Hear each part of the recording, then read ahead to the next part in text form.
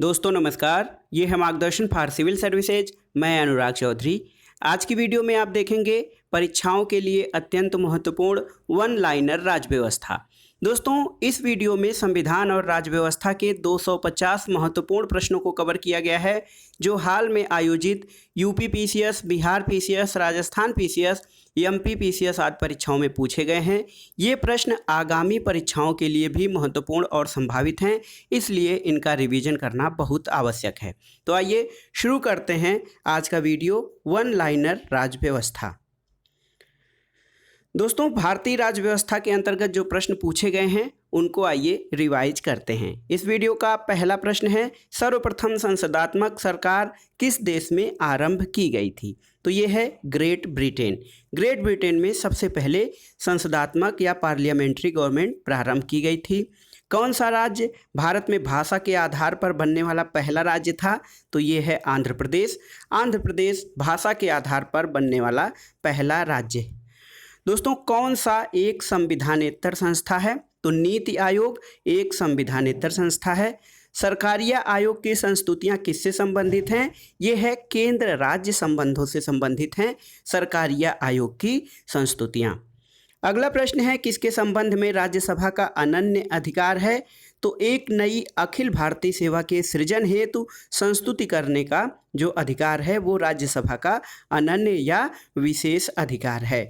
अगला प्रश्न है, भारतीय संविधान में भारत की आधिकारिक भाषा में जुड़े प्रावधानों में संसद संशोधन कर सकती है। कैसे? तो अपने 2/3 सदस्यों के समर्थन द्वारा भारतीय संविधान में भारत की आधिकारिक भाषा में जुड़े प्रावधानों में संसद संशोधन कर सकती है। अगला प्रश्न है, भारतीय संविधान के किस अनुच्छेद में धन विधेयक को परिभाषित किया गया है? याद रखिएगा अनुच्छेद 110, इसमें धन विधेयक यानी मनी बिल को परिभाषित किया गया है। अगला प्रश्न है दोस्तों, सार्वजनिक लेखा समिति में राज्यसभा के कितने सदस्य होते हैं? तो इसमें राज्यसभा के 7 सदस्य होते हैं जबकि लोकसभा के 15 सदस्य होते हैं। लोकसभा में किसके मत को निर्णायक कहा जाता है? बहुत ही महत्वपूर्ण है और कई बार परीक्षाओं में पूछा गया है। दोस्तों लोकसभा में लोकसभा अध्यक्ष या स्पीकर के मत को निर्णायक कहा गया है जब जो है पक्ष और विपक्ष के दोनों सदस्यों के मतों में समानता होती है तो लोकसभा का अध्यक्ष जो है वो निर्णायक मत दे सकता है। अगला प्रश्न है, किस संविधान संशोधन के तहत लोकसभा के कार्यकाल को 6 वर्ष से घटाकर 5 वर्ष कर दिया गया था? तो ये है 44वां संविधान संशोधन। इसके द्वारा जो लोकसभा का कार्यकाल है 6 वर्ष से घटाकर पुनः 5 वर्ष किया गया। राष्ट्रीय सुरक्षा परिषद का अध्यक्ष या प्रधान कौन होता है? राष्ट्रीय सुरक्षा परिषद, इसका प्रधान जो होता है वो प्रधानमंत्री होता है। धन विधेयक कहाँ पेश किया जाता है? धन विधेयक केवल लोकसभा में प्रस्तुत किया जा सकता है। भारतीय संविधान की प्रकृति क्या है? बहुत ही महत्वपूर्ण है भारतीय संविधान की प्रकृति। ये प्रकृति में संघीय है लेकिन भावना में एकात्मक है। अगला प्रश्न है, भारतीय सर्वोच्च न्यायालय में न्यायाधीशों की नियुक्ति कौन करता है? तो ये है राष्ट्रपति। सर्वोच्च न्यायालय के न्यायाधीशों की नियुक्ति राष्ट्रपति द्वारा की जाती है। अगला प्रश्न है, भारत का प्रधानमंत्री किसके प्रति जवाबदेह या उत्तरदायी होता है? तो भारत का प्रधानमंत्री लोकसभा के प्रति यानी संसद के निम्न सदन या निचले सदन जो कि लोकसभा है उसके प्रति उत्तरदायी होता है। संसद सदस्य बनने हेतु न्यूनतम आयु सीमा कितनी है? तो न्यूनतम उम्र है दोस्तों 25 वर्ष संसद का सदस्य बनने के लिए। पैन नंबर देने की संस्तुति किस समिति ने की थी? महावीर त्यागी समिति। महावीर त्यागी समिति ने पैन नंबर देने की संस्तुति की थी। पैन का अर्थ होता है परमानेंट अकाउंट नंबर अर्थात अस्थायी खाता संख्या। दिल्ली हाई कोर्ट की पहली महिला मुख्य न्यायाधीश कौन बनी? तो दोस्तों जी रोहिणी यानी गोरला रोहिणी दिल्ली हाई कोर्ट की पहली महिला मुख्य न्यायाधीश बनी थी। उच्च न्यायालय के अधिकार क्षेत्र को बढ़ाने घटाने का अधिकार किसे है? तो ये संसद को प्राप्त है उच्च न्यायालय के अधिकार क्षेत्र को घटाने और बढ़ाने का अधिकार। अगला प्रश्न है, भारतीय संविधान के अनुच्छेद 87 के अंतर्गत भारत का राष्ट्रपति अभिभाषण देता है। तो दोस्तों एक साथ समवेत संसद के दोनों सदनों में भारत का राष्ट्रपति अभिभाषण देता है और ये संविधान के अनुच्छेद 87 में उल्लिखित है। अगला प्रश्न है, लोकसभा के प्रक्रिया और कार्य संचालन नियम के अंतर्गत नियम 377 के अधीन लोकसभा के सदस्यों द्वारा एक दिन में अधिकतम कितने मामले उठाए जा सकते हैं? ये बहुत ही महत्वपूर्ण प्रश्न है। तो दोस्तों, लोकसभा के प्रक्रिया और कार्य संचालन नियम के अंतर्गत नियम 377 के अधीन लोकसभा सदस्यों द्वारा एक दिन में अधिकतम 20 मामले उठाए जा सकते हैं। कौन सी भारतीय संसद की वित्तीय समितियां हैं? तो प्राक्कलन समिति, लोक लेखा समिति और लोक उपक्रम समिति, ये भारतीय संसद की वित्तीय समितियां हैं जो वित्तीय नियंत्रण और इस पे नियमन करती हैं। भारत के नियंत्रक एवं महालेखा परीक्षक को उसके पद से हटाए जाने की प्रक्रिया किसके समान है? तो दोस्तों, महत्वपूर्ण है, भारत का जो CAG होता है, कंट्रोलर एंड ऑडिटर जनरल, उसके पद से हटाए जाने की प्रक्रिया उच्चतम न्यायालय के न्यायाधीश के हटाए जाने की प्रक्रिया के समान है। स्वतंत्र भारत में उत्तर प्रदेश के प्रथम विधानसभा अध्यक्ष कौन थे? पुरुषोत्तम दास टंडन। राजर्षि पुरुषोत्तम दास टंडन स्वतंत्र भारत में उत्तर प्रदेश के प्रथम विधानसभा अध्यक्ष थे। और स्वतंत्र भारत के प्रथम भारतीय और अंतिम गवर्नर जनरल कौन थे? तो स्वतंत्र भारत के प्रथम भारतीय गवर्नर C राजगोपालाचारी यानी चक्रवर्ती राजगोपालाचारी थे और ये अंतिम गवर्नर जनरल भी थे। भारतीय संविधान में हिंदी भाषा को मान्यता कब प्रदान की गई थी? तो 14 सितंबर 1949 को भारतीय संविधान में हिंदी को राजभाषा का दर्जा दिया गया था। ये तिथि है दोस्तों 14 सितंबर 1949 और इसी कारण 14 सितंबर को हिंदी दिवस भी मनाया जाता है। अगला प्रश्न भारतीय राज्य व्यवस्था से ये है कि भारत में संघ लोक सेवा आयोग का गठन भारतीय संविधान के किस अनुच्छेद के अंतर्गत किया जाता है? अनुच्छेद 315। भारत के राष्ट्रध्वज की लंबाई और चौड़ाई का अनुपात कितना निर्धारित है? तो ये है 3 और 2 के अनुपात में, यानी लंबाई 3 और चौड़ाई 2 के अनुपात में होनी चाहिए भारत के राष्ट्रध्वज की। अगला प्रश्न, किसी भारतीय राज्य सरकार ने कुत्ते के मांस पर प्रतिबंध लगाने की प्रक्रिया प्रारंभ की है? तो ये है नागालैंड। नागालैंड राज्य सरकार ने कुत्ते के मांस पर प्रतिबंध लगाने की प्रक्रिया प्रारंभ की है। अगला प्रश्न है, उत्तर प्रदेश का प्रथम राज्यपाल कौन था? तो दोस्तों, उत्तर प्रदेश की प्रथम राज्यपाल श्रीमती सरोजनी नायडू थी। यूनाइटेड प्रोविंस कब उत्तर प्रदेश बना था? तो उत्तर प्रदेश जो है हमारा दोस्तों 24 जनवरी 1950 को उत्तर प्रदेश की स्थापना हुई थी और इसके पहले इसका नाम जो था यूनाइटेड प्रोविंस या संयुक्त प्रांत था। इसे 1950 में उत्तर प्रदेश नाम दिया गया था। भारत सरकार का प्रथम विधि अधिकारी कौन होता है? बहुत ही महत्वपूर्ण, आपको जानना चाहिए। भारत सरकार का प्रथम विधि अधिकारी अटॉर्नी जनरल होता है। मृत्युदंड के मामले में क्षमा देने का अधिकार किसे प्राप्त है? तो ये अधिकार राष्ट्रपति को है। राष्ट्रपति के क्षमा दान की शक्ति जो है, इसे मृत्युदंड के मामले में भी क्षमा देने का अधिकार प्राप्त है। पंचशील का नारा किससे संबंधित है? दोस्तों, पंचशील का नारा पंडित जवाहरलाल नेहरू से संबंधित है। 1949 में भारत और चीन के मध्य पंचशील समझौता हुआ था। अगला प्रश्न है, केंद्रीय सतर्कता आयोग की स्थापना किसकी अनुशंसा या किसकी सिफारिश पर की गई थी? तो केंद्रीय सतर्कता आयोग यानी सेंट्रल विजिलेंस ब्यूरो, इसकी स्थापना जो है वो संथानम समिति की अनुशंसा पर की गई थी। संवैधानिक उपचारों का अधिकार के तहत क्या आता है? तो दोस्तों, संवैधानिक उपचारों के अधिकार के तहत मौलिक अधिकारों का संरक्षण शामिल होता है। संविधान के किस अनुच्छेद के प्रावधानों के अंतर्गत भारत सरकार ने भारत रत्न और पद्मश्री को प्रारंभ किया है? तो ये अनुच्छेद 18 के तहत है। अनुच्छेद 18 में उपाधियों के अंत की बात की गई है। अगला प्रश्न है दोस्तों, भारतीय संविधान के अंतर्गत कौन सा एक मौलिक कर्तव्य नहीं है? तो लोक चुनाव में वोट डालना मौलिक कर्तव्य नहीं है। किस एक की संस्तुति के आधार पर मूल कर्तव्यों में संबंधित प्रावधानों को भारत के संविधान में जोड़ा गया था?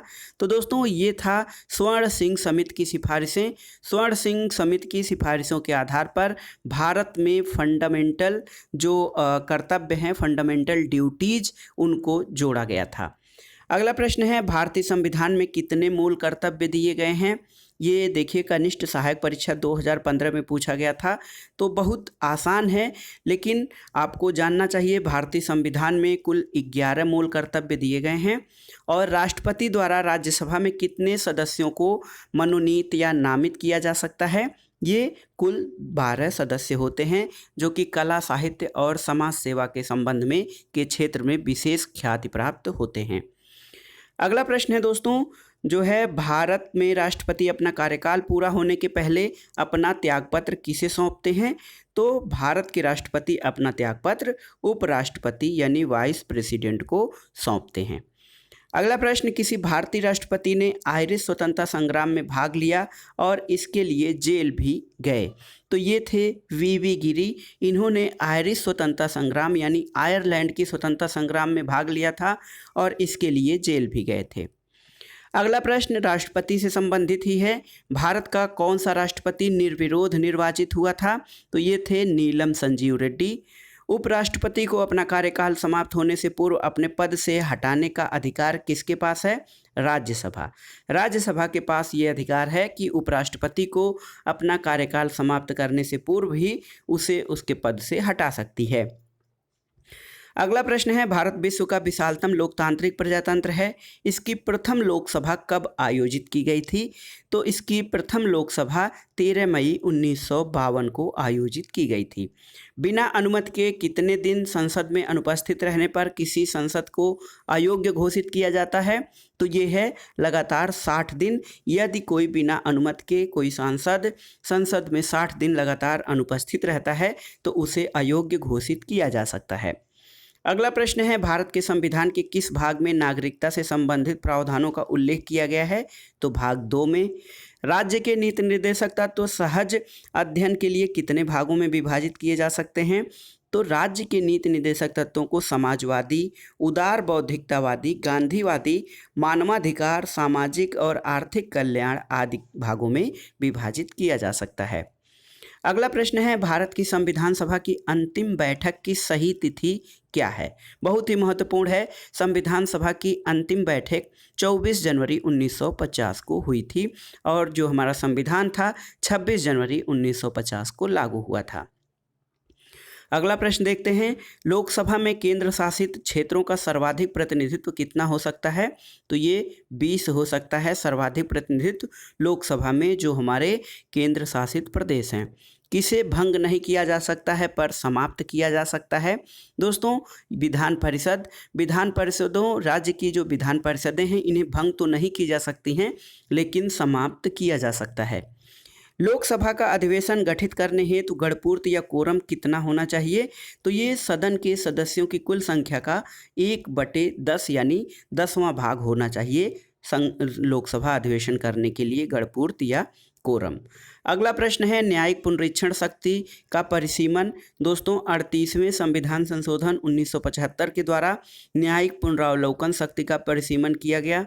संपत्ति के अधिकार को मौलिक अधिकार से हटाया जाना। तो 44वें संविधान संशोधन 1978 द्वारा संपत्ति के अधिकार को मौलिक अधिकार से हटाकर इसे अनुच्छेद 300 क के तहत एक विधिक अधिकार बना दिया गया। मताधिकार की आयु 21 वर्ष से 18 वर्ष। तो 61वें संविधान संशोधन 1988 के द्वारा मत देने की या मताधिकार की न्यूनतम आयु 21 वर्ष से 18 वर्ष कर दी गई थी। उद्देशिका में पंथ निरपेक्ष शब्द का जोड़ा जाना। तो उद्देशिका में पंथ निरपेक्ष शब्द 42वें संविधान संशोधन 1976 द्वारा जोड़ा गया था। अगला प्रश्न है, भारत में अमेरिका की राजनीतिक व्यवस्थाओं के बीच कौन सी विशेषता समान है? तो भारत और अमेरिका की राजनीतिक व्यवस्थाओं के बीच जो विशेषता समान है वो ये है कि राष्ट्रपति के पास पॉकेट वीटो की शक्ति है दोनों जगहों पर। अगला प्रश्न है, भारतीय संविधान में राज्यों के संघ की संकल्पना कहाँ से ली गई है? तो ये ब्रिटिश नॉर्थ अमेरिका अधिनियम से। कौन सरकारिया आयोग का सदस्य था? तो दोस्तों, डॉक्टर SR सेन सरकारिया आयोग के सदस्य थे। इसके एक अन्य सदस्य P शिवराम भी थे। अगला प्रश्न, राज्यसभा सदस्यों की संख्या से है विभिन्न राज्यों में। गुजरात में राज्यसभा सदस्यों की संख्या 11 है। कर्नाटक में राज्यसभा सदस्य 12 हैं। केरल में 9 राज्यसभा सदस्य हैं और उड़ीसा में राज्यसभा सदस्यों की संख्या 10 है। अगला प्रश्न है, राज्यसभा का सर्वप्रथम गठन किस वर्ष हुआ था? तो 1952 में राज्यसभा का सर्वप्रथम गठन किया गया था। अगला प्रश्न है दोस्तों, अंतर राज्य परिषद गठन करने के लिए अधिकृत कौन है? तो ये है राष्ट्रपति। प्रोटेम स्पीकर सामान्यतः किसे नियुक्त किया जाता है? तो नवनिर्वाचित लोकसभा के वरिष्ठतम सदस्यों में से एक को प्रोटेम स्पीकर नियुक्त किया जाता है। प्रोटेम स्पीकर का दोस्तों कार्य क्या होता है? तो नवनिर्वाचित लोकसभा के सदस्यों के लिए जो है एक नए अध्यक्ष का चुनाव करना इसका मुख्य कार्य होता है। कौन सा एक क्षेत्रीय परिषदों का लक्षण नहीं है? तो यह एक संवैधानिक संस्था नहीं है। दोस्तों, क्षेत्रीय परिषदें संवैधानिक संस्था के अंतर्गत हैं। और कौन सा अनुच्छेद 21 के दायरे में नहीं आता है? तो अनुच्छेद 21 जो कि जीवन का अधिकार प्रदान करता है, ये मृत्युदंड के दायरे में नहीं आता है। दोस्तों, अगला प्रश्न है, कौन संसद सदस्यों का सामूहिक विशेषाधिकार नहीं है? तो साक्षी के रूप में उपस्थिति से स्वतंत्रता संसद के सदस्यों का सामूहिक विशेषाधिकार नहीं है। राज्यपाल को उच्च न्यायालय के न्यायाधीश की नियुक्ति का अधिकार नहीं है। तो दोस्तों, राज्यपाल को विधान परिषद में कुछ सदस्यों को मनोनीत करने का अधिकार है। भारतीय संसद की सबसे बड़ी समिति कौन सी है? तो ये प्राक्कलन समिति भारतीय संसद की सबसे बड़ी समिति है। भारतीय संविधान का कौन सा अनुच्छेद संसद को राज्य सूची के विषय पर कानून बनाने के लिए शक्ति प्रदान करता है? ये है अनुच्छेद 249। अनुच्छेद 249 ये राज्यसभा को राज्य सूची के विषय पर कानून बनाने के लिए शक्ति प्रदान करता है। किस वाद के फैसले में सर्वोच्च न्यायालय ने सर्वप्रथम घोषित किया कि उद्देशिका संविधान का हिस्सा नहीं है? तो वेरुवारी वाद 1960 के मुकदमे में सर्वोच्च न्यायालय ने सबसे पहले ये घोषित किया कि उद्देशिका संविधान का भाग नहीं है। जबकि केशवानंद भारती वाद 1973 में सर्वोच्च न्यायालय ने अपने केस को पलटते हुए निर्णय दिया कि उद्देशिका संविधान का अभिन्न अंग है। अगला प्रश्न देखते हैं। अगला प्रश्न है कि भारत एक गणतंत्र है जिसमें अंतर्निहित है। तो भारत एक गणतंत्र है जिसमें राज्य का अध्यक्ष निर्वाचित होता है। जो राष्ट्राध्यक्ष होता है दोस्तों, ये यहाँ पे वंशानुगत नहीं बल्कि निर्वाचित होता है और इसी आधार पर भारत को एक गणतंत्र या रिपब्लिक कहा जाता है। अगला प्रश्न है, भारतीय संविधान का कौन सा अनुच्छेद भारतीय राष्ट्रपति के महाभियोग से संबंधित है? तो ये अनुच्छेद 61 है। भारत का एक नागरिक अपनी नागरिकता खो देता है यदि वह भारतीय नागरिकता का परित्याग करता है, स्वेच्छा से अन्य देश की नागरिकता प्राप्त करता है। तो ये 2 कारण हैं जिन आधारों पर कोई भी भारत का नागरिक अपनी नागरिकता खो देता है। कौन सा एक राज्य के नीति निर्देशक तत्वों का उद्देश्य नहीं है? तो एक धार्मिक राज्य की स्थापना करना राज्य के नीति निर्देशक तत्वों का उद्देश्य नहीं है। अगला प्रश्न देखते हैं, भारतीय संविधान का कौन सा भाग अंतर्राष्ट्रीय शांति और सुरक्षा के प्रति राज्य के उत्तरदायित्व का उल्लेख करता है? तो ये है राज्य का नीति निर्देशक सिद्धांत, जो अंतर्राष्ट्रीय शांति और सुरक्षा के प्रति राज्य के उत्तरदायित्व का उल्लेख करता है। अगला प्रश्न, भारतीय संविधान की प्रस्तावना में धर्मनिरपेक्ष व समाजवादी शब्द कब जोड़े गए थे? तो ये 42वें संविधान संशोधन 1976 द्वारा समाजवादी, पंथ निरपेक्ष और अखंडता शब्द जोड़े गए थे। अगला प्रश्न है, शिक्षा जो आरंभ में राज्य सूची का विषय थी, किस संशोधन के द्वारा इसे समवर्ती सूची में स्थानांतरित कर दिया गया? तो 42वें संविधान संशोधन द्वारा शिक्षा को राज्य सूची से समवर्ती सूची में स्थानांतरित कर दिया गया, यानी अब इस पर केंद्र और राज्य कोई भी कानून बनाने का अधिकार इनको प्राप्त हो गया है। अगला प्रश्न है, कोहिलो केसवाद भारत के संविधान की किस अनुसूची से संबंधित है? तो कोहिलो केस भारत के संविधान की 9वीं अनुसूची से संबंधित है। केंद्र राज्य और राज्य सरकारों को प्राधिकार किससे प्राप्त होता है? तो केंद्र सरकार और राज्य सरकारों को उनका अधिकार भारत के संविधान से प्राप्त होता है। इसलिए कहा जाता है कि भारत में संविधान की सर्वोच्चता को अपनाया गया है। अगला प्रश्न है, स्वेच्छा से किया गया यह समझौता स्वेच्छा से समाप्त किया जा सकता है। पंडित नेहरू का यह कथन किसे इंगित करता है? तो भारत का राष्ट्रमंडल या कॉमनवेल्थ से जुड़ाव से संबंधित ये कथन है कि स्वेच्छा से किया गया यह समझौता स्वेच्छा से समाप्त भी किया जा सकता है। अगला प्रश्न है, किस संविधान संशोधन ने केंद्रीय मंत्रियों की संख्या को लोकसभा के कुल सदस्यों के 15% पर सीमित कर दिया है? तो ये संविधान का 91वां संविधान संशोधन था, जिसके द्वारा केंद्रीय मंत्रियों की संख्या को लोकसभा के कुल सदस्यों की संख्या के 15% पर लाकर सीमित कर दिया गया है। भारत के महान्यायवादी यानी अटॉर्नी जनरल के संबंध में क्या सही नहीं है? तो संसद में मत देने का अधिकार नहीं है। दोस्तों, ये सही नहीं है, जबकि भारत के अटॉर्नी जनरल को संसद में मत देने का अधिकार है। अगला प्रश्न है, लोकसभा में एंग्लो इंडियन समुदाय के लिए आरक्षण का प्रावधान संविधान के किस अनुच्छेद में किया गया है? ये है अनुच्छेद 331। इसके द्वारा एंग्लो इंडियन समुदाय के लिए संविधान में आरक्षण देने का प्रावधान किया गया है। वह न्यूनतम जनसंख्या कितनी है जिसके नीचे 73वें संविधान अधिनियम के उपबंध के अनुसार मध्यवर्ती स्तर पर पंचायतें गठित नहीं की जा सकती हैं?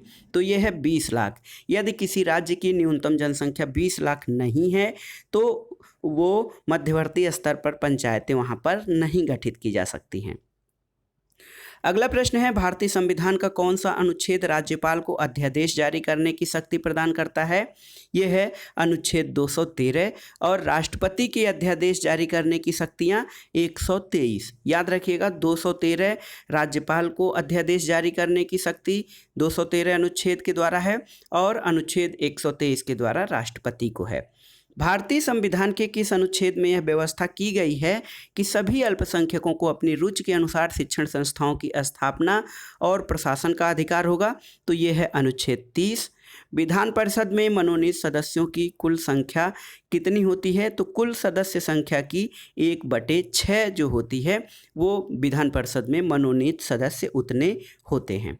अब आइए देखते हैं पंचायती राज से संबंधित समितियां और उनसे संबंधित वर्ष। B.R. मेहता समिति यानी बलवंत राय मेहता समिति 1957 में, अशोक मेहता समिति 1977 में गठित की गई, राव समिति G.V.K. राव समिति 1985 में और L.M. सिंघवी समिति 1986। तो ये क्रम बहुत बार परीक्षाओं में पूछा है, आप इसको तैयार कर लीजिएगा। भारत में न्यायिक पुनर्विलोकन शक्ति का प्रयोग किसके द्वारा किया जाता है? तो ये सर्वोच्च न्यायालय और उच्च न्यायालय दोनों के द्वारा न्यायिक पुनर्विलोकन शक्ति का प्रयोग किया जा सकता है। अगला प्रश्न है, भारतीय संविधान का कौन सा अनुच्छेद बच्चों के शोषण के विरुद्ध मौलिक अधिकार से संबंधित है? ये अनुच्छेद 24 है। भारतीय संसद के घटक यानी भारतीय संसद के अंग कौन कौन से हैं? लोकसभा, राज्यसभा और राष्ट्रपति ये भारतीय संसद के घटक हैं। अगला प्रश्न है, लोकसभा द्वारा पारित धन विधेयक राज्यसभा द्वारा भी पारित मान लिया जाएगा यदि राज्यसभा उस पर कोई कार्रवाई नहीं करती है 14 दिनों तक। तो दोस्तों, 14 दिनों तक यदि राज्यसभा धन विधेयक के संबंध में कोई कार्रवाई नहीं करती है तो लोकसभा द्वारा पारित धन विधेयक को राज्यसभा द्वारा भी पारित मान लिया जाएगा। अगला प्रश्न है, किसी जाति तथा जनजाति को अनुसूचित जाति और अनुसूचित जनजाति घोषित करने हेतु शक्ति संपन्न संवैधानिक प्राधिकारी कौन है? तो भारत का राष्ट्रपति किसी भी जाति को अनुसूचित जाति या जनजाति घोषित करता है। राज्य वित्त आयोग क्या है? तो राज्य वित्त आयोग एक संवैधानिक संस्था है। भारतीय संविधान के किस अनुच्छेद के अंतर्गत अंतर्राष्ट्रीय समझौतों को प्रभावी बनाने हेतु संसद राज्य सूची के विषय पर कानून बना सकती है? तो ये है अनुच्छेद 253। भारतीय संविधान के किस अनुच्छेद में निर्वाचन आयोग के लिए प्रावधान है? अनुच्छेद 324 के अंतर्गत भारत में निर्वाचन आयोग से संबंधित प्रावधान किए गए हैं। भारत के सर्वोच्च न्यायालय ने संविधान के आधारभूत ढांचे यानी फंडामेंटल स्ट्रक्चर का सिद्धांत कब स्पष्ट किया था? तो केशवानंद भारतीवाद 1973 में सर्वोच्च न्यायालय ने संविधान के आधारभूत ढांचे के सिद्धांत को स्पष्ट किया था। अगला प्रश्न है दोस्तों, अनुच्छेद 249 के खंड 1 के अंतर्गत पारित प्रस्ताव जिसके द्वारा संसद को राज्य सूची के विषय पर राष्ट्रीय हित में विधि बनाने की शक्ति प्राप्त है, तो ये अधिकार दिया गया है कितने समय के लिए प्रवृत्त रहेगा? तो दोस्तों, ये जो शक्ति है 1 वर्ष से अधिक नहीं प्रवृत्त रहेगी। संविधान के किस भाग में पंचायती राज व्यवस्था संबंधी प्रावधान किए गए हैं? तो ये भाग 9 है। पंचायती राज व्यवस्था अपनाई गई थी तो लोकतंत्र की शक्तियों के विकेंद्रीकरण के लिए, यानी लोकतांत्रिक विकेंद्रीकरण पंचायती राज व्यवस्था का सर्वप्रमुख उद्देश्य है। भारत में पंचायती राज व्यवस्था का शिल्पी या शिल्पकार किसे कहा जाता है? B.R. मेहता। बलवंत राय मेहता को भारत में पंचायती राज व्यवस्था का शिल्पकार कहा जाता है। पंचायत चुनाव में अनुसूचित जातियों के लिए पदों का आरक्षण किस राज्य में नहीं लागू होगा? अरुणाचल प्रदेश। कौन पंचायतों की संरचना के बाबत उपबंध करने को अधिकृत है? तो राज्य का जो विधानमंडल होता है ये पंचायतों की संरचना का उपबंध करने के लिए अधिकृत होता है। अगला प्रश्न है, भारत में एक नया राज्य सृजित करने वाले विधेयक को पारित होना अनिवार्य है? तो संसद में साधारण बहुमत से पारित होना अनिवार्य है भारत में नया राज्य सृजित करने वाले विधेयक को। भारत में नागरिकों के मौलिक अधिकारों में संशोधन कौन कर सकता है? तो दोस्तों, भारत के नागरिकों के मौलिक अधिकारों का संरक्षक न्यायपालिका है, लेकिन मौलिक अधिकारों में संशोधन का जो अधिकार है वो संसद को प्राप्त है। भारतीय संविधान का कौन सा अनुच्छेद भारत की विदेश नीति से संबंध रखता है? तो नीति निर्देशक तत्वों के अंतर्गत अनुच्छेद 51 जो है वो भारत की विदेश नीति से संबंधित है। भारतीय संविधान के अनुच्छेद 243 ZJ के अनुसार सहकारी समिति निदेशकों की अधिकतम संख्या कितनी हो सकती है? बहुत ही महत्वपूर्ण है, UPPCS प्रारंभिक परीक्षा 2016 में पूछा था, तो ये 21 हो सकती है। भारतीय संविधान के अनुच्छेद 243 यानी 73वें संविधान संशोधन से संबंधित है। सहकारी समिति के निदेशकों की अधिकतम संख्या 21 हो सकती है। अगला प्रश्न है, कौन राष्ट्रपति के प्रसाद पर्यंत अपना पद धारण करता है? भारत का महान्यायवादी। भारतीय संविधान के किस संशोधन द्वारा अनुच्छेद 19(1)(c) में सहकारी समितियां शब्द जोड़ा गया था? तो ये है 97वां 97 जो संशोधन है 2011 के द्वारा भारतीय संविधान के अनुच्छेद 19(1)(c) में सहकारी समितियां शब्द जोड़ा गया है। अगला प्रश्न है दोस्तों, जब एक ही व्यक्ति को 2 या अधिक राज्यों के राज्यपाल नियुक्त किया जाता है तो राज्यपाल को दी जाने वाली उपलब्धियां और भत्ते कितने होंगे? तो दोस्तों, इसे उन राज्यों के बीच ऐसे अनुपात में आवंटित किया जाएगा जैसा राष्ट्रपति आदेश द्वारा अवधारित करता है। कोई विधेयक जिसमें केवल व्यय अंतर्वलित है और अनुच्छेद 110 में विनिर्दिष्ट कोई विषय उसमें सम्मिलित नहीं है तो उसे संसद के किसी भी सदन में प्रारंभ किया जा सकता है। 110 में जो विनिर्दिष्ट कोई विषय उसमें सम्मिलित नहीं है तो वो धन विधेयक नहीं कहा जाएगा। धन विधेयक के बारे में आप जानते हैं कि इसे केवल लोकसभा में पेश किया जा सकता है, लेकिन साधारण विधेयक या कोई अन्य वित्त विधेयक उसे किसी भी सदन में, लोकसभा या राज्यसभा दोनों में से किसी में भी प्रारंभ किया जा सकता है। अगला प्रश्न है, भारतीय संविधान के वे अनुच्छेद जो जम्मू कश्मीर राज्य में स्वमेव लागू होते हैं वो कौन से हैं? तो दोस्तों, अब ये प्रश्न देखिए, अनुच्छेद 1 और अनुच्छेद 370। तो अनुच्छेद 370 के तहत जम्मू कश्मीर राज्य को विशेष राज्य का दर्जा दिया गया था, लेकिन अनुच्छेद 370 को समाप्त कर दिया गया है। अब जम्मू कश्मीर राज्य को विशेष राज्य का दर्जा नहीं है, बल्कि अन्य राज्यों की तरह वह उसे भी एक सामान्य राज्य मान लिया गया है, भारतीय गणराज्य का, और वहाँ पर अब 2 नए केंद्र शासित प्रदेश गठित कर दिए गए हैं। अगला प्रश्न है, कौन राष्ट्रपति के चुनाव प्रकरण के लिए सही नहीं होता है? तो निर्वाचक मंडल के अपूर्ण होने के आधार पर राष्ट्रपति का चुनाव स्थगित किया जा सकता है, ये सही नहीं है। यदि निर्वाचक मंडल अपूर्ण भी है तो राष्ट्रपति का चुनाव स्थगित नहीं किया जा सकता है। अगला प्रश्न है, भारत के सर्वोच्च न्यायालय का परामर्शदात्री अधिकार से प्रयुक्त क्या होता है? तो ये है कि सार्वजनिक महत्व के कानूनी या तथ्यात्मक मामलों में राष्ट्रपति को परामर्श दे सकता है। ये भारत के सर्वोच्च न्यायालय का परामर्शदात्री या सलाहकारी अधिकार है। अगला प्रश्न है, यदि लोकसभा उपाध्यक्ष लोकसभा की अध्यक्षता कर रहे हों तो उन्हें एक अधिकार ये प्राप्त है कि मत बराबरी की अवस्था में वो निर्णायक मत दे सकते हैं। अगला प्रश्न है, पदासीन राष्ट्रपति की पदावधि की समाप्ति से भिन्न किसी कारण से उत्पन्न होने वाली रिक्ति की दशा में रिक्ति भरने के लिए निर्वाचन कितने समय में अवश्य हो जाना चाहिए? तो रिक्त होने की तिथि से 6 महीने के भीतर भारत के राष्ट्रपति की जो पद है उसको भर दिया जाना चाहिए। अगला प्रश्न है, भारत के संविधान की उद्देशिका में कितने प्रकार के न्याय की व्यवस्था की गई है? तो ये 3 प्रकार के न्याय हैं भारतीय संविधान की उद्देशिका में, सामाजिक, आर्थिक और राजनीतिक न्याय। अगला प्रश्न है, नागरिकता संशोधन अधिनियम 2015 के अंतर्गत कौन भारतीय कार्ड धारक प्रवासी नागरिक के रूप में पंजीकृत होने के लिए अर्ह नहीं है? तो वे भारतीय जो विभाजन के उपरांत पाकिस्तान के प्रवासी बन गए हैं, वो जो हैं भारत के नागरिक के रूप में पंजीकृत होने के लिए एलिजिबल नहीं है। अगला प्रश्न है, किस संविधान संशोधन के अंतर्गत भारत में महिलाओं के लिए ग्राम पंचायतों में 1/3 स्थानों का आरक्षण किया गया? तो ये 73वां संविधान संशोधन है। भारतीय संविधान की 6ठी अनुसूची में किन राज्यों के जनजातीय क्षेत्रों के प्रशासन से संबंधित है? मेघालय, त्रिपुरा और मिजोरम। ये भारतीय संविधान की 6ठी अनुसूची में जो राज्य हैं उनके जनजातीय क्षेत्रों के प्रशासन से संबंधित है। भारत में राष्ट्रीय आपातकाल की घोषणा करने का आधार क्या नहीं है? तो आंतरिक शांति को खतरा भारत में राष्ट्रीय आपातकाल की घोषणा करने का आधार नहीं है। प्राक्कलन समिति के सदस्यों का कार्यकाल कितना होता है? तो दोस्तों, प्राक्कलन समिति के सदस्यों का कार्यकाल 1 वर्ष होता है। भारत में संविधान में समवर्ती सूची की अवधारणा कहाँ से ली गई है? तो समवर्ती सूची की अवधारणा ऑस्ट्रेलिया के संविधान से ली गई है। अगला प्रश्न है, संविधान में किस अनुच्छेद के अंतर्गत भारत के राष्ट्रपति को अध्यादेश जारी करने की शक्ति प्रदत्त है? तो हमने पहले चर्चा किया कि अनुच्छेद 123 के तहत भारत के राष्ट्रपति को अध्यादेश जारी करने की शक्ति प्राप्त है और राज्य के राज्यपाल को अनुच्छेद 213 के अंतर्गत अध्यादेश जारी करने की शक्ति प्राप्त है। अगला प्रश्न है, पंचायती राज सम्मिलित किया गया? तो ये राज्य सूची में सम्मिलित किया गया है। भारत में उच्च न्यायालयों में न्यायाधीश की नियुक्ति कौन करता है?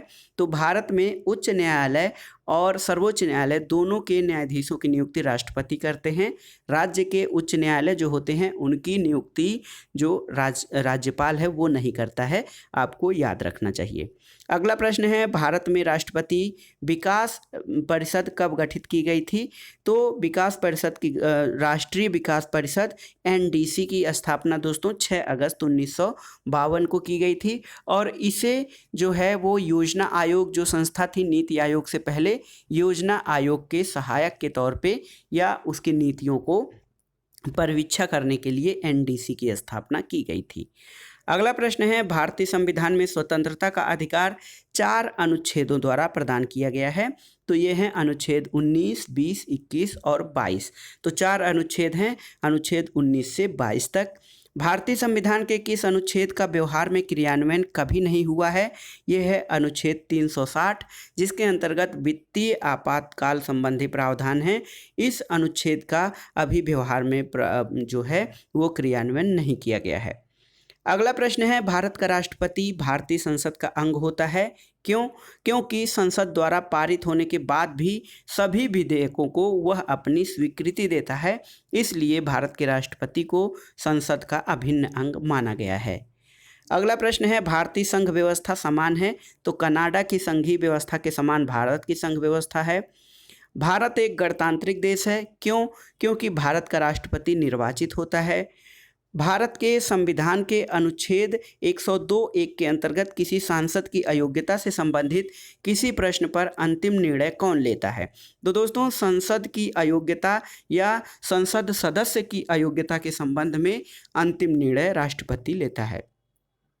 अगला प्रश्न है, लोकसभा के भंग होने पर लोकसभा अध्यक्ष कब अपने पद को त्याग करता है? तो भंग होने के बाद होने वाली लोकसभा की प्रथम बैठक से ठीक पहले लोकसभा अध्यक्ष अपना पद त्याग करता है। भारत के किसी राज्य में विधान परिषद के सृजन के लिए कौन प्रस्ताव करता है? तो उस राज्य का विधानसभा ही प्रस्ताव करता है राज्य में विधान परिषद के गठन के लिए। अगला प्रश्न है, जब किसी विधेयक को संसद के दोनों सदनों की संयुक्त बैठक में रखा जाता है तो उसे पारित करने के लिए क्या आवश्यक है? तो जब कोई विधेयक संसद के दोनों सदनों की संयुक्त बैठक में रखा जाता है तो उसे पारित करने के लिए जो नियम है वो है कि दोनों सदनों के उपस्थित और मत देने वाले सदस्यों के साधारण बहुमत से उसे पारित होना चाहिए। अगला प्रश्न है, भारत के सर्वोच्च न्यायालय में न्यायाधीशों की संख्या में कमी करने के लिए कौन अधिकृत है? तो संसद है। वर्तमान समय में भारत के संविधान में अनुच्छेदों और अनुसूचियों की सही संख्या कितनी है? तो दोस्तों वर्तमान में 395 अनुच्छेद और 12 अनुसूचियां हैं भारतीय संविधान में। अगला प्रश्न है, भारत के संविधान के अनुच्छेद 226 के अंतर्गत उच्च न्यायालयों को प्रलेख जारी करने की शक्ति के विषय में कौन कौन आता है? तो इसके अंतर्गत मौलिक अधिकार तथा ऐसे सभी प्रकरण जिनमें अधिकारों के हनन का आरोप लगा हो आता है। अगला प्रश्न है, भारतीय संविधान के 74वें संशोधन अधिनियम के अंतर्गत नगर निगमों के कार्य करने के लिए कितने विषयों को सूचीबद्ध किया गया है? तो ये कुल 18 विषय हैं। भारतीय संघ में विधि निर्माण की अंतिम शक्ति किसमें निहित है? संसद में निहित है भारतीय संघ में विधि निर्माण की अंतिम शक्ति। भारत का सर्वोच्च न्यायालय भारतीय संविधान के किस अनुच्छेद के अंतर्गत एक अभिलेख न्यायालय है? अनुच्छेद 129 के तहत भारत का सर्वोच्च न्यायालय भारतीय संविधान के अनुच्छेद 129 के अंतर्गत एक अभिलेख न्यायालय है। अभिलेख न्यायालय से तात्पर्य ये है कि इसके जो निर्णय होते हैं सर्वोच्च न्यायालय के, वो अन्य न्यायालयों के लिए जो होते हैं वो आदेश या फिर उसके आधार पर निर्णय नज़ीर के तरह होते हैं। अगला प्रश्न है, स्वतंत्र भारत की संविधान संशोधन प्रक्रिया किस पर आधारित है? तो जो भारतीय संविधान में संविधान संशोधन की प्रक्रिया है ये दक्षिण अफ्रीका के संविधान पर आधारित है। भारतीय संविधान में स्पष्टतः प्रेस की स्वतंत्रता का प्रावधान नहीं किया गया है, लेकिन यह किस अनुच्छेद में अंतर्निहित है? तो अनुच्छेद 19(1) क या अनुच्छेद 19(1) अ में प्रेस की स्वतंत्रता का प्रावधान किया गया है। अगला प्रश्न है, भारत के संविधान के किन अनुच्छेदों में नागरिकता के विषय में वर्णन है? तो अनुच्छेद 5 से अनुच्छेद 11 ये संविधान का भाग 2 है। अनुच्छेद 5 से 11 जिसमें नागरिकता के संबंध में विषयों का वर्णन किया गया है। भारतीय संविधान हिंदी को राजभाषा के रूप में मान्यता देता है। अनुच्छेद 343 के तहत भारतीय संविधान हिंदी को राजभाषा के रूप में मान्यता देता है। किस संवैधानिक संशोधन द्वारा संपत्ति के अधिकार को मूल अधिकारों की सूची से हटा दिया गया था? ये था 44वां संविधान संशोधन 1978। अगला प्रश्न है, कौन सा विधेयक राज्यसभा में प्रस्तुत नहीं किया जा सकता है? तो दोस्तों जो धन विधेयक होता है इसे राज्यसभा में प्रस्तुत नहीं किया जा सकता है। वित्त विधेयक और अन्य साधारण विधेयक को राज्यसभा में भी प्रस्तुत किया जा सकता है। अगला प्रश्न है, किस पंचवर्षीय योजना के अंतर्गत भारत में पंचायती राज व्यवस्था प्रारंभ करने का सुझाव दिया गया था? तो ये द्वितीय पंचवर्षीय योजना के अंतर्गत। भारत में मूल अधिकारों को प्रवर्तित करने के लिए प्रलेख जारी किया जा सकता है। सर्वोच्च न्यायालय तथा उच्च न्यायालय दोनों द्वारा भारत में मूल अधिकारों को प्रवर्तित करने के लिए प्रलेख जारी किए जा सकते हैं। अगला प्रश्न है दोस्तों, उत्तर प्रदेश के लोकायुक्त की पद धारण अवधि कितनी होती है? तो उत्तर प्रदेश के जो लोकायुक्त होते हैं उनके पद धारण की अवधि 8 वर्ष होती है। अगला प्रश्न, प्रशासनिक सुधार आयोग 1967 जिसने पहली बार लोकपाल और लोकायुक्त बनाने की संस्तुति की थी, उसके अध्यक्ष कौन थे? तो दोस्तों उस प्रशासनिक समिति के अध्यक्ष मोरारजी देसाई थे। भारतीय संविधान के किस अनुच्छेद के द्वारा अस्पृश्यता की समाप्ति की व्यवस्था की गई है? अनुच्छेद 17 द्वारा।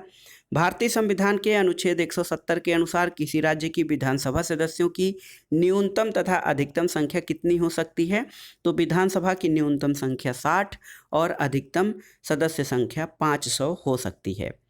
अगला प्रश्न है, भारतीय संविधान के 17वें संविधान संशोधन द्वारा भारत के राष्ट्रपति के चुनाव में जिन 2 केंद्र शासित प्रदेशों को भाग लेने का अधिकार दिया गया है वो हैं दिल्ली और पुडुचेरी। दिल्ली और पुडुचेरी के विधानसभाओं को भी राष्ट्रपति के चुनाव में भाग लेने का अधिकार दिया गया है, जबकि ये दोनों केंद्र शासित प्रदेश हैं।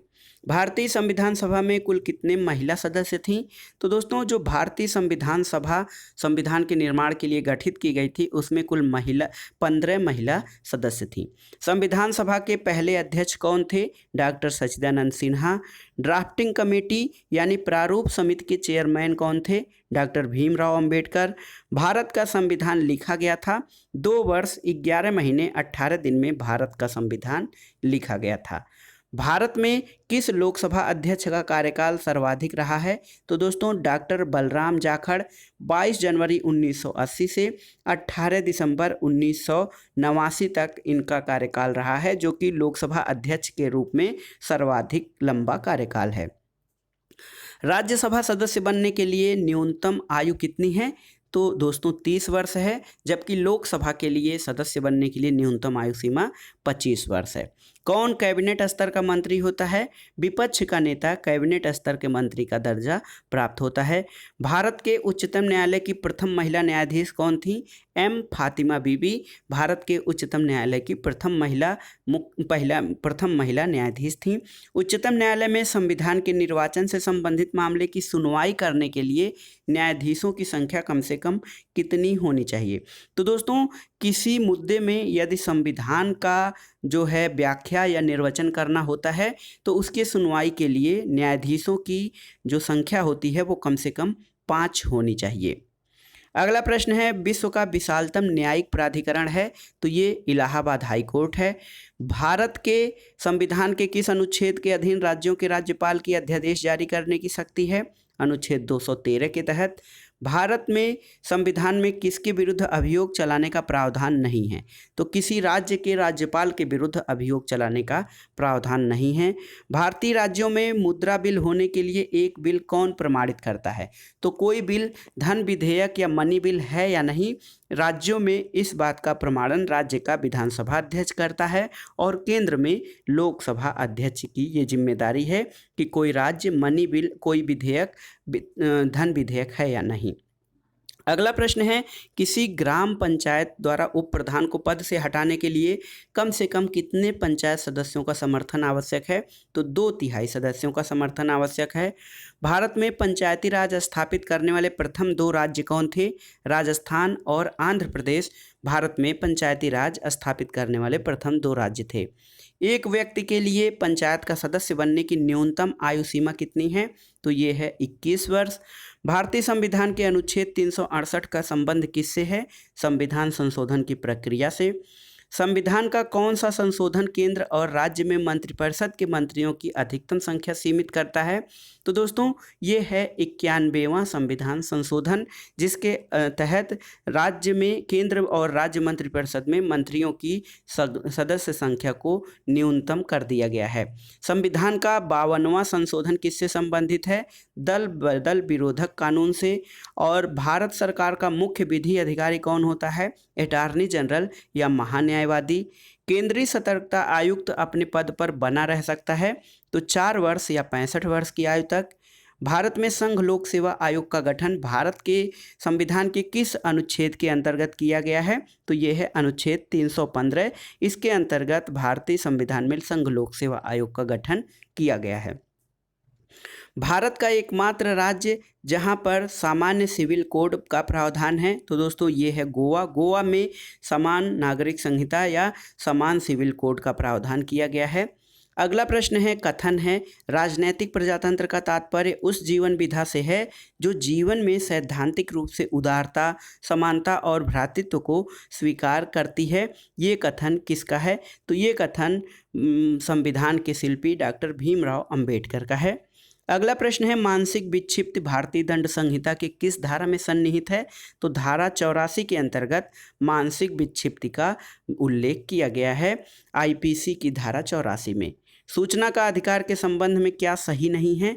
तो दोस्तों यह एक संवैधानिक अधिकार है और यह एक विधिक अधिकार है। ये सूचना के अधिकार के संबंध में सही नहीं है। हाथ से मैला उठाने के कार्य को भारत में कब प्रतिबंधित किया गया है? तो हाथ से मैला उठाने के कार्य को भारत में कानून बनाकर 1993 में प्रतिबंधित किया गया है। राष्ट्रीय मानवाधिकार आयोग का गठन किस वर्ष किया गया? वर्ष 1993 में। भारत में राजनीतिक दलों को कौन मान्यता देता है?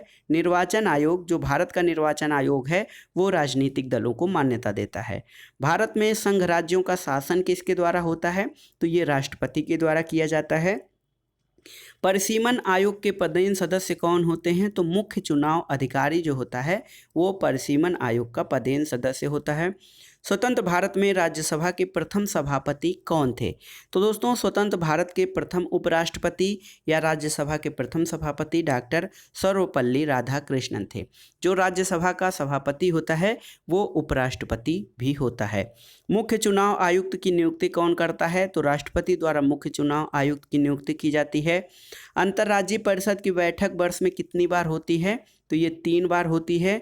देश में आपातकाल अब तक कितनी बार लागू किया गया है?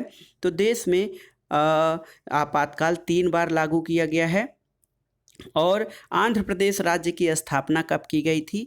तो एक भाषाई राज्य के आधार पर आंध्र प्रदेश राज्य की स्थापना वर्ष 1953 में की गई थी। समानता के अधिकार का संबंध किस अनुच्छेद से है? तो समानता के अधिकार का संबंध अनुच्छेद 14 से है। राज्यपाल को किस अनुच्छेद के तहत मृत्युदंड को छोड़कर क्षमा दान प्राप्त करने का अधिकार है? अनुच्छेद 161। अनुच्छेद 161 के अंतर्गत किसी राज्य के राज्यपाल को क्षमा दान देने का अधिकार है, लेकिन वह मृत्युदंड को क्षमा नहीं कर सकता है। राष्ट्रपति को किस अनुच्छेद के अंतर्गत मृत्युदंड सहित क्षमादान देने का अधिकार है? तो राष्ट्रपति का जो अधिकार है क्षमादान का, ये अनुच्छेद 72 में वर्णित है, अनुच्छेद 72। संविधान के किस भाग में संविधान संशोधन प्रक्रिया का वर्णन किया गया है? तो संविधान का भाग 20, जिसके अंतर्गत अनुच्छेद 368 में संविधान संशोधन प्रक्रिया का वर्णन किया गया है। आकस्मिक निधि का संबंध किस अनुच्छेद से है? तो दोस्तों अनुच्छेद 267 267 का संबंध आकस्मिक निधि से है। संविधान बनाने के लिए कितनी कमेटियों का गठन किया गया था? तो संविधान बनाने के लिए कुल 13 समितियों का गठन किया गया था। किस संविधान संशोधन के तहत धर्मनिरपेक्षता अखंडता शब्द संविधान में जोड़े गए थे? ये था 42वां संविधान संशोधन। समाजवादी, धर्मनिरपेक्ष और अखंडता शब्द 42वें संविधान संशोधन 1976 से जोड़े गए थे। सर्वोच्च न्यायालय की शक्तियां किस देश के संविधान से ली गई हैं? तो ये संयुक्त राज्य अमेरिका के संविधान से। राष्ट्रपति पर महाभियोग चलाने की प्रक्रिया किस देश के संविधान से लिया गया है? ये है दोस्तों अमेरिका के संविधान से लिया गया है। और मुंबई उच्च न्यायालय की स्थापना कब हुई थी? सन 1862 में मुंबई उच्च न्यायालय की स्थापना की गई थी। वित्त आयोग का गठन किस अनुच्छेद के अंतर्गत किया जाता है? तो अनुच्छेद 280 के अंतर्गत फाइनेंस कमीशन यानी वित्त आयोग का गठन किया जाता है। एक वर्ष में संसद की कम से कम कितनी बैठकें होनी चाहिए? तो एक बैठक संसद की अगली बैठक में और जो है 6 महीने से अधिक का समय नहीं होना चाहिए, 6 महीने से अधिक का गैप नहीं होना चाहिए। तो इस आधार पर एक वर्ष में संसद की कम से कम 2 बैठकें अवश्य होनी चाहिए। भारत का एक उपराष्ट्रपति होगा किस अनुच्छेद में कहा गया है? तो अनुच्छेद 63 में कहा गया है भारत का एक उपराष्ट्रपति होगा। भारतीय संविधान में शामिल एकल नागरिकता किस देश के संविधान से लिया गया है? तो एकल नागरिकता का प्रावधान इंग्लैंड के संविधान से लिया गया है। अंतर्राष्ट्रीय ओलंपिक समिति के अध्यक्ष का चुनाव कितने वर्ष के लिए होता है? तो ये 8 वर्ष के लिए होता है दोस्तों, अंतर्राष्ट्रीय ओलंपिक समिति के अध्यक्ष का चुनाव। और ग्रीन पीस इंटरनेशनल का मुख्यालय कहाँ स्थित है? ग्रीन पीस इंटरनेशनल का मुख्यालय एम्स्टर्डम में स्थित है। भारतीय संविधान के अभिभावक, तो सर्वोच्च न्यायालय को भारतीय संविधान का अभिभावक कहा जाता है। जम्मू कश्मीर का संविधान कब लागू हुआ था?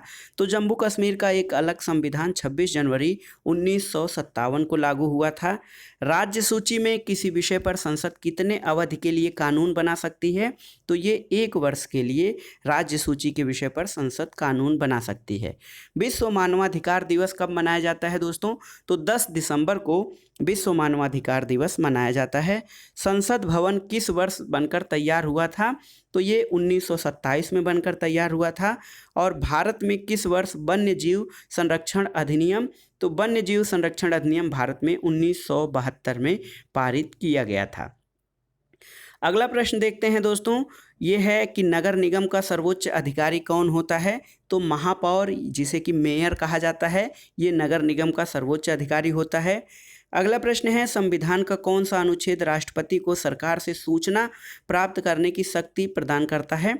अनुच्छेद 78। लोकसभा को अपने समय से पूर्व भंग करने का अधिकार किसको है? तो लोकसभा को समय से पूर्व भंग करने का अधिकार राष्ट्रपति को है। आपातकाल की घोषणा के समय भारत के राष्ट्रपति कौन थे? तो जब भारत में इमरजेंसी या आपातकाल लागू हुआ था उस समय भारत के राष्ट्रपति फखरुद्दीन अली अहमद थे। राष्ट्रपति किस विषय पर सूची के अध्यादेश जारी नहीं कर सकता है? तो राष्ट्रपति राज्य सूची के विषयों पर अध्यादेश जारी नहीं कर सकता है। राज्य सूची के विषयों पर अध्यादेश जारी करने की शक्ति राज्य के राज्यपाल को प्राप्त है। फीफा वर्ल्ड कप विश्व कप का गठन किस वर्ष हुआ था? वर्ष 1904 में। हरियाणा विधानसभा ने सर्वसम्मत से आपराधिक कानून हरियाणा संशोधन 2018 पारित किया है, जो कितने वर्ष या उससे कम उम्र की लड़कियों से बलात्कार के दोषी पाए गए अभियुक्तों के लिए मौत की सज़ा का प्रावधान करता है? तो ये है दोस्तों 12 वर्ष से कम लड़कियों के बलात्कार के दोषी पाए जाने वाले अभियुक्तों के लिए मौत की सज़ा का प्रावधान का जो संशोधन हरियाणा विधेयक पारित किया है हरियाणा विधानसभा द्वारा। भारत का संविधान सभा द्वारा कब अपनाया गया था और जो 26 जनवरी 1950 को लागू किया गया था? तो दोस्तों भारत का जो संविधान है वो 26 नवंबर 1949 को अपनाया गया था, जिसे कि 26 जनवरी 1950 को लागू किया गया था। प्रतिवर्ष भारत में राष्ट्रीय पंचायती राज दिवस कब मनाया जाता है? तो दोस्तों पंचायती राज दिवस प्रतिवर्ष 24 अप्रैल को मनाया जाता है, क्योंकि ये अधिनियम 73वां संविधान संशोधन अधिनियम इसी दिन पारित किया गया था। 73वें संविधान संशोधन अधिनियम के द्वारा भारतीय संविधान में किस शीर्षक से एक नया भाग 9 जोड़ा गया था, जो अनुच्छेद 243 से 243(8) के प्रावधान कवर करता है? तो ये पंचायत नाम से एक नया भाग जोड़ा गया था। भारत के संविधान का कौन सा अनुच्छेद राष्ट्रीय महत्व के स्मारकों और स्थानों और वस्तुओं की सुरक्षा से संबंधित है? तो ये है अनुच्छेद 49, जो राष्ट्रीय महत्व के स्मारकों, स्थानों और वस्तुओं की सुरक्षा से संबंधित है। भारत के राष्ट्रपति द्वारा 14 जुलाई 2014 को उत्तर प्रदेश के राज्यपाल के रूप में नामित किए जाने के बाद 22 जुलाई 2014 को किसने राज्यपाल पद की शपथ ली थी? तो राम नाईक थे। लेकिन वर्तमान में राम नाईक उत्तर प्रदेश के राज्यपाल नहीं हैं। कमेंट बॉक्स में आपको बताना है कि वर्तमान में उत्तर प्रदेश के राज्यपाल कौन हैं।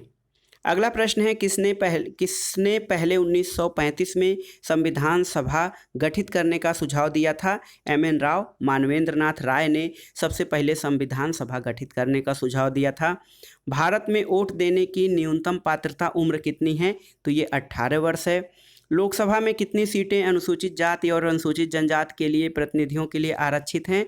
तो कुल 131 सीटें अनुसूचित जाति और अनुसूचित जनजाति के प्रतिनिधियों के लिए आरक्षित हैं। लोकसभा के सदस्यों का कार्यकाल कितना वर्ष है? तो ये 5 वर्ष है।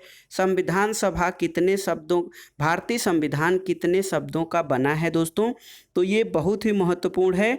1,20,000 शब्दों का भारतीय संविधान बना है। लोकसभा के पहले स्पीकर कौन थे? तो लोकसभा के पहले स्पीकर जीवी मावलंकर थे। उत्तर प्रदेश राज्य में किस लोकायुक्त का कार्यकाल सर्वाधिक रहा है? न्यायमूर्ति N.K. मेहरोत्रा का कार्यकाल सर्वाधिक रहा है। भारतीय संविधान के अनुच्छेद 368 का संबंध किससे है? तो दोस्तों भारतीय संविधान के अनुच्छेद 368 का संबंध भारतीय संविधान की संशोधन प्रक्रिया से है। भारत के प्रथम उपराष्ट्रपति कौन थे? डॉक्टर सर्वपल्ली राधाकृष्णन भारत के प्रथम उपराष्ट्रपति थे। अगला प्रश्न है, भारत के राष्ट्रपति अपना त्यागपत्र किसे संबोधित करते हैं? उपराष्ट्रपति को। भारत के प्रथम गृह मंत्री कौन थे? दोस्तों सरदार वल्लभ भाई पटेल भारत के प्रथम गृह मंत्री थे। क्रीमी लेयर या मलाईदार परत किससे संबंधित है? सामाजिक और आर्थिक हालत से संबंधित है क्रीमी लेयर। त्रिपुरा को कब भारत के पूर्ण राज्य का दर्जा दिया गया था? वर्ष 1972 में त्रिपुरा को भारत के पूर्ण राज्य का दर्जा दिया गया था। अगला प्रश्न है, विश्वविद्यालय अनुदान आयोग का गठन किसकी सिफारिश पर किया गया था? तो डॉक्टर सर्वपल्ली राधाकृष्णन आयोग की सिफारिशों के आधार पर यूजीसी यानी यूनिवर्सिटी ग्रांट कमीशन का गठन किया गया था। शून्यकाल का अर्थ क्या होता है? शून्यकाल यानी 0 आवर। जब कोई अति महत्वपूर्ण विषय चर्चा के लिए उठाया जाए तो उस काल का संबंध शून्यकाल से होता है। अगला प्रश्न है, संवैधानिक उपचारों का अधिकार किसके तहत आता है? मौलिक अधिकारों के संबंध में संवैधानिक उपचारों का अधिकार आता है। संयुक्त राष्ट्र संघ की सरकारी भाषाएं कौन कौन सी हैं? तो दोस्तों जो है फ्रेंच, अंग्रेजी, फ्रेंच, ये संयुक्त राष्ट्र संघ की सरकारी भाषाएं हैं। किसी ग्राम पंचायत द्वारा उप प्रधान पद को हटाने के लिए कम से कम कितने पंचायत सदस्यों का समर्थन आवश्यक है? तो ये 2/3 सदस्यों का समर्थन आवश्यक है। पर भारत के सर्वोच्च नागरिक सम्मान कौन सा है? दोस्तों भारत का सर्वोच्च नागरिक सम्मान भारत रत्न है। कौन स्वर्ण सिंह समिति 1976 के सदस्य रहे हैं? AR अंतुले, SS रे और CM स्टीफन, ये स्वर्ण सिंह समिति के सदस्य रहे हैं। और स्वर्ण सिंह समिति 1976 की सिफारिशों के आधार पर ही भारत के संविधान में मूल कर्तव्यों को शामिल किया गया था। अगला प्रश्न है, मूल अधिकारों से संबंधित सही कालानुक्रम क्या है? तो सही कालानुक्रम है दोस्तों, AK गोपालन बनाम मद्रास राज्य, गोलकनाथ बनाम पंजाब राज्य, केशवानंद भारतीवाद और लास्ट में है मिनर्वा मिल्स वाद। अगला प्रश्न है, कौन सी तारीख को भारत के राष्ट्रपति ने अपनी शक्तियों का प्रयोग करते हुए उद्घोषणा की थी कि गंभीर आपात विद्यमान है जिसके कारण आंतरिक अशांति से भारत की सुरक्षा को गंभीर खतरा है? तो 25 जून 1975 को राष्ट्रपति ने अपनी शक्तियों का प्रयोग करके यह घोषणा की थी कि आंतरिक अशांति से भारत की सुरक्षा को गंभीर खतरा है। जनहित याचिका की अवधारणा की शुरुआत किस देश से हुई है दोस्तों? तो जो पब्लिक इंटरेस्ट लिटिगेशन या जनहित याचिका की अवधारणा है, इसकी शुरुआत संयुक्त राज्य अमेरिका से मानी जाती है। कौन सी जो शब्दावली है सूचना का अधिकार अधिनियम 2005 की उद्देशिका में उल्लिखित है? तो ये शब्दावली है सूचना की पारदर्शिता, सूचना का प्रकटन, समुचित नागरिकता, लोकतांत्रिक आदर्श की प्रभुता। ये शब्दावली सूचना के अधिकार अधिनियम 2005 की उद्देशिका में वर्णित है। अगला प्रश्न है दोस्तों, कौन राष्ट्रीय मानवाधिकार आयोग का पदेन सदस्य नहीं होता है? तो भारत के विधि आयोग का अध्यक्ष राष्ट्रीय मानवाधिकार आयोग का पदेन सदस्य नहीं होता है। राष्ट्रीय मानवाधिकार आयोग के सदस्यों की पदावधि पद ग्रहण की तारीख से कितनी होती है? तो ये 5 वर्ष या 70 वर्ष की आयु तक होती है राष्ट्रीय मानवाधिकार आयोग के सदस्यों की पदावधि। अगला प्रश्न है दोस्तों, और इस वीडियो का आखिरी प्रश्न, सिविल अधिकार संरक्षण अधिनियम 1955 का विस्तार कहाँ तक है? तो सिविल अधिकार संरक्षण अधिनियम 1955 का विस्तार संपूर्ण भारत के जो है क्षेत्र में विस्तृत है। तो दोस्तों ये था आज का वीडियो आपको कैसा लगा और आपके लिए कितना उपयोगी है हमें कमेंट बॉक्स में ज़रूर बताइएगा। वीडियो को लाइक करें, शेयर करें और इस चैनल मार्गदर्शन फॉर सिविल सर्विसेज को सब्सक्राइब करें। वीडियो देखने के लिए धन्यवाद दोस्तों, नमस्कार।